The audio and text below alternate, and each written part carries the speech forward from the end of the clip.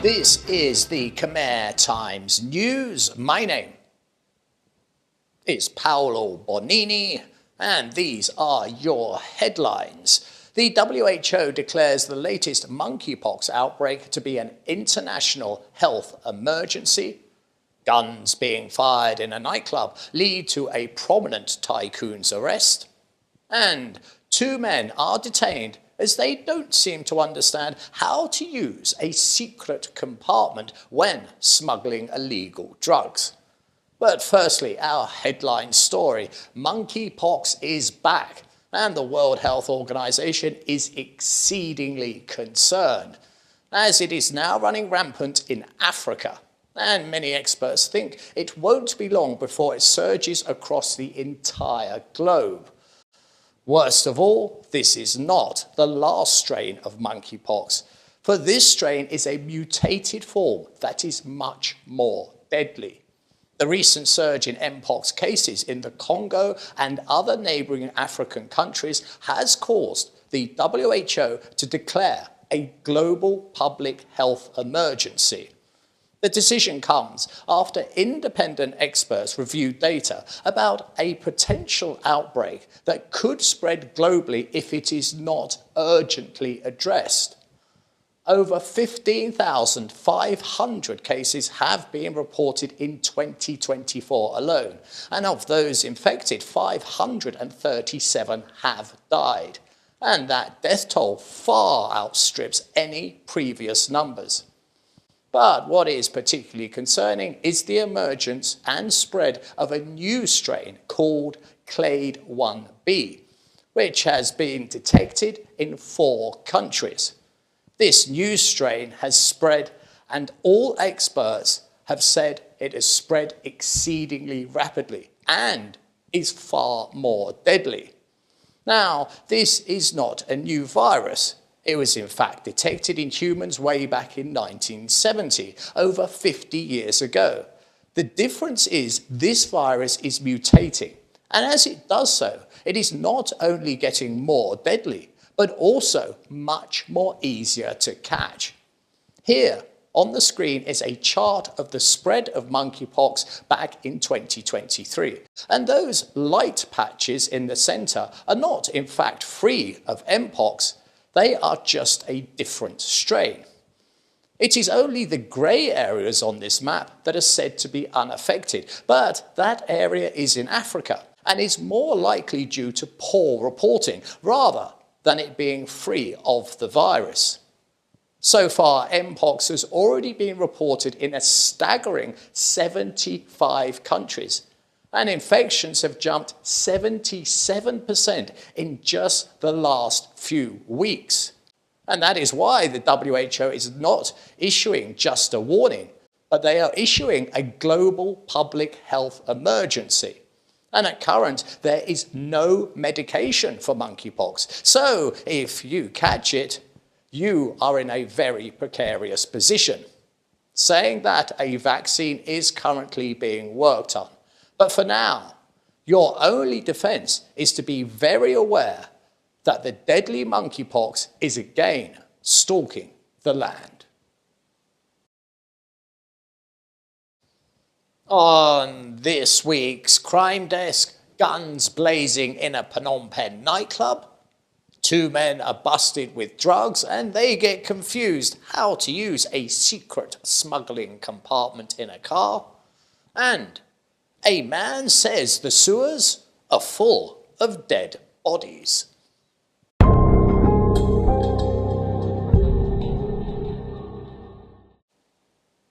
The king has stripped yet another tycoon of his honorary title, and yet again it involves guns.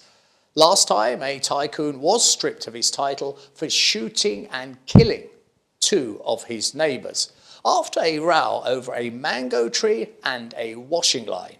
During the argument, the man quite simply walked into his house, collected a handgun and gunned both of his neighbours to death.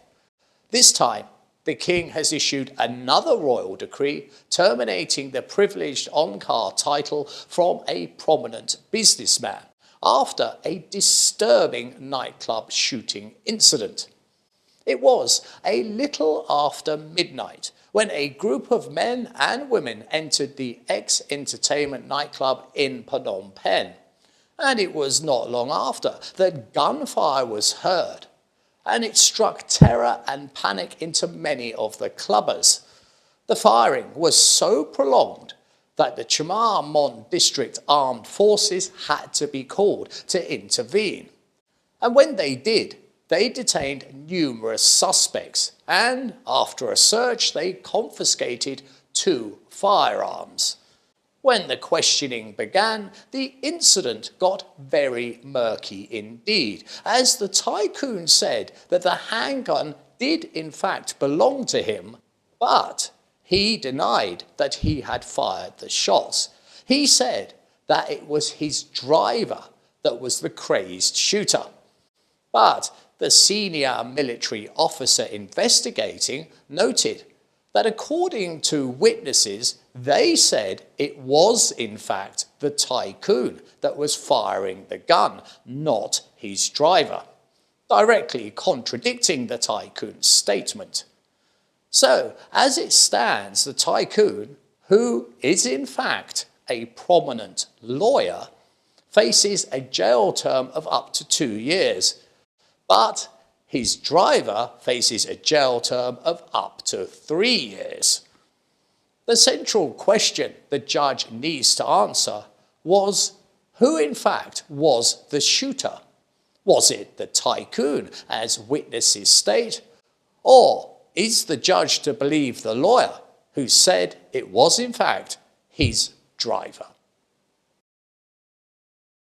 Here is a bit of a weird news story.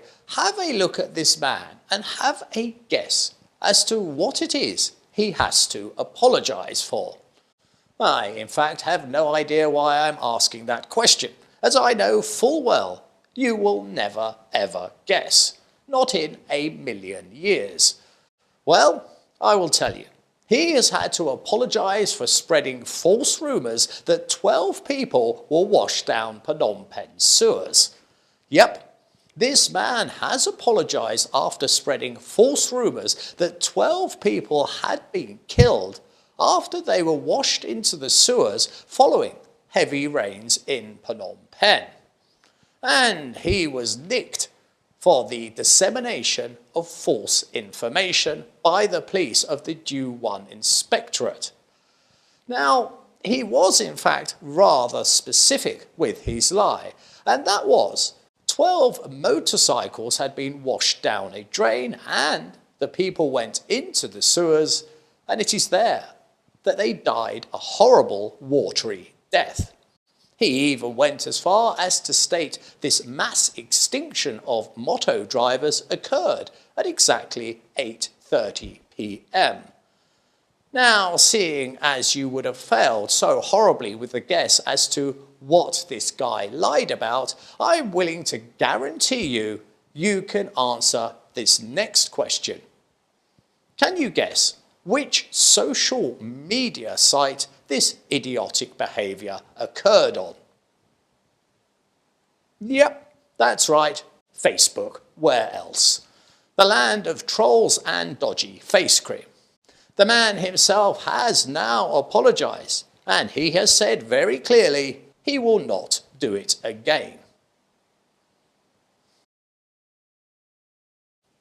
Now, that last chap with his lie about 12 people being washed down a sewer was pretty dumb, but these two guys take being idiotic to a whole new level, as they seem not to have a firm grasp of what a secret compartment is used for when smuggling illegal drugs.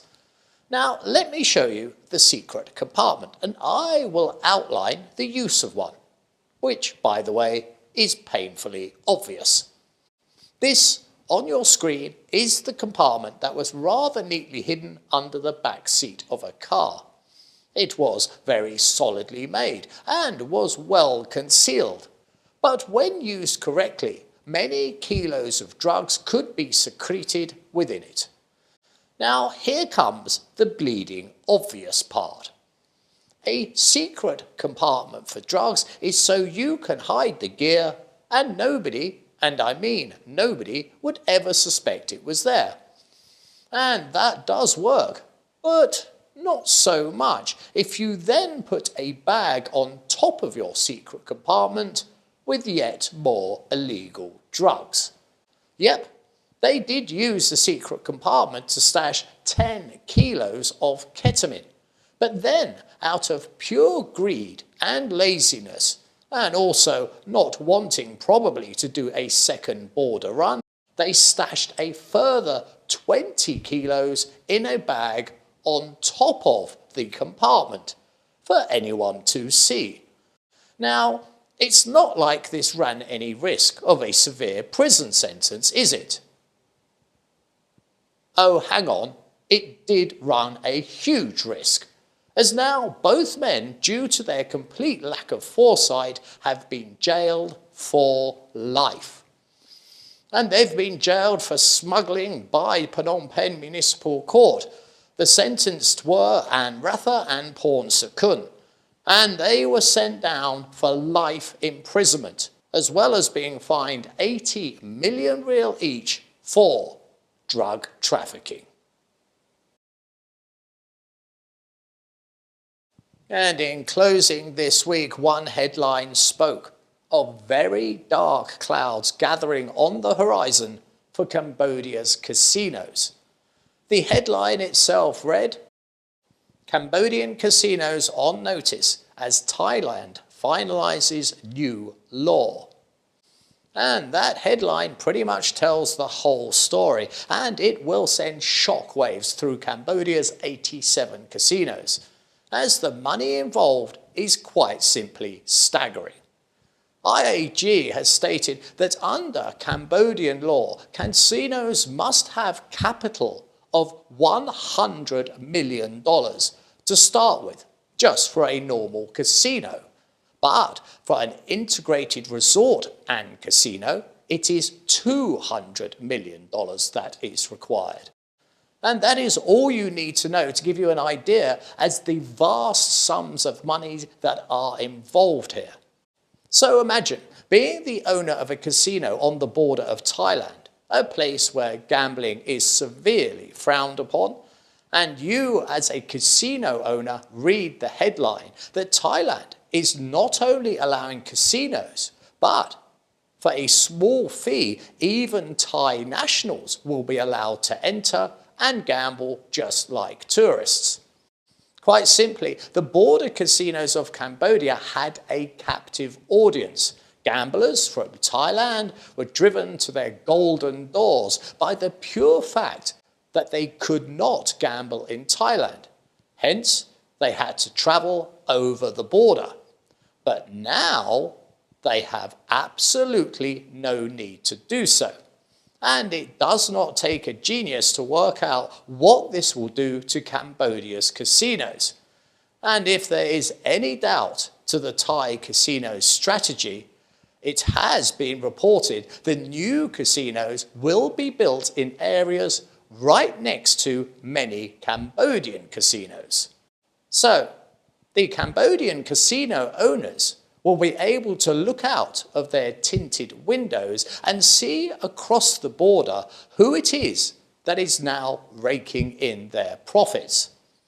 The Thais are now undergoing a public hearing, which absolutely everybody expects will pass. And when it does, the click, click, click of Cambodia's roulette wheels may well sound like tick, tick, tick of a time bomb as their rivals set up shop right next door. It's time to have a look ahead and see what the weather has in store for us next week. And here we are at the end, which is the weather. But before we start with the weather, let me give you some advice. When the rainy season starts, as it has just done, go out into a forested jungly area. For what you will see is an absolute blizzard of butterflies. I do it every year, and my goodness, it's really a treat for the eyes. And it's the rain that causes them to come out, you see. And guess what? There's plenty more rain to come, because that's what triggers the jolly old butterflies. Now, as we can see, we've got rain across the board. There's potentially some sun on Sunday. But what is very interesting is the temperature is still hitting 35 degrees. So, although there's cloud in the sky, my goodness, it's still warm. This has been the Khmer Times News. Please do subscribe and comment and stay up to date with all the breaking news by following us on both Facebook and Telegram. This has been Paolo Bonini, and that was the week that was. I'll see you next weekend for your weekly roundup.